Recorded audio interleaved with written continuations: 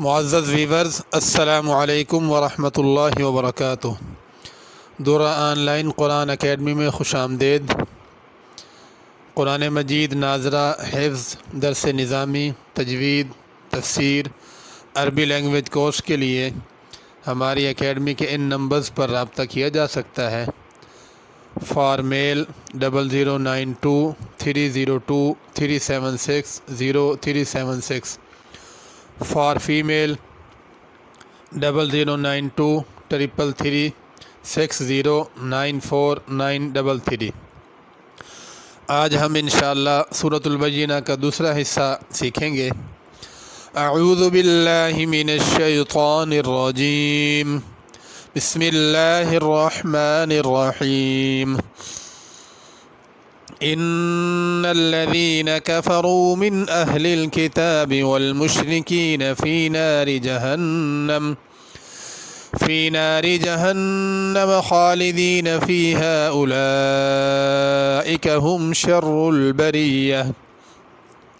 اس میں انا پہ غنہ ہے، الذین میں ذال ہے، زانی ادا کرنی، کفروا میں چھوٹا کاف ہے، فی ناری جہنم ناری کی را باریک ہے، جہنم کے نون پہ غنہ ہے، خالدین کی خا پر کر کے پڑھی جائے گی، اولئک اس پہ مد کرنی ہے، شر البریہ، شر میں را موٹی ہوگی اور بریہ کی را باریک ہوگی۔ ان الذین آمنوا وعملوا الصالحات اولئک هم خیر البریہ۔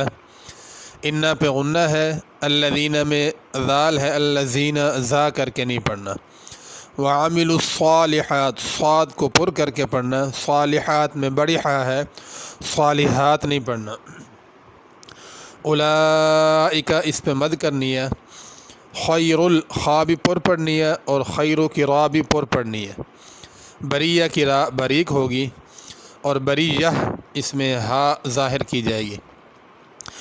جزاؤہم عند ربہم جنات عدن تجری من تحتها الانہار خالدین فیہا ابدا۔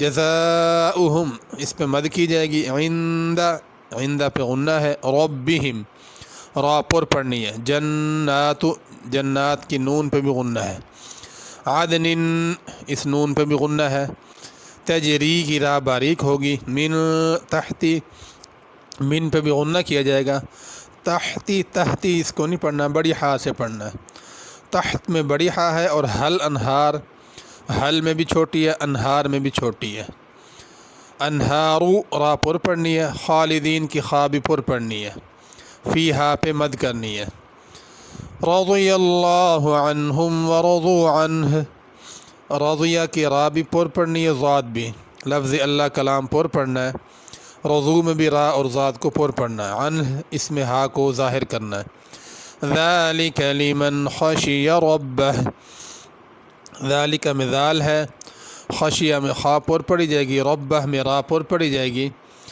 اور ہا بھی آخر میں ظاہر کرنی ہے۔ ایک دفعہ دوبارہ سن لیں۔ ان الذين كفروا من اهل الكتاب والمشركين في نار جهنم خالدين فيها اولئك هم شر البرية۔ ان الذين آمنوا وعملوا الصالحات اولئك هم خير البرية، جزاؤهم عند ربهم جنات عدن تجری من تحتها الانہار خالدین فیہا ابدا، رضی اللہ عنہم ورضوا عنہ، ذالک لمن خشی ربہ۔ صدق اللہ العظیم۔ اگلے سبق تک اجازت دیجیے، دعاؤں میں یاد رکھیے۔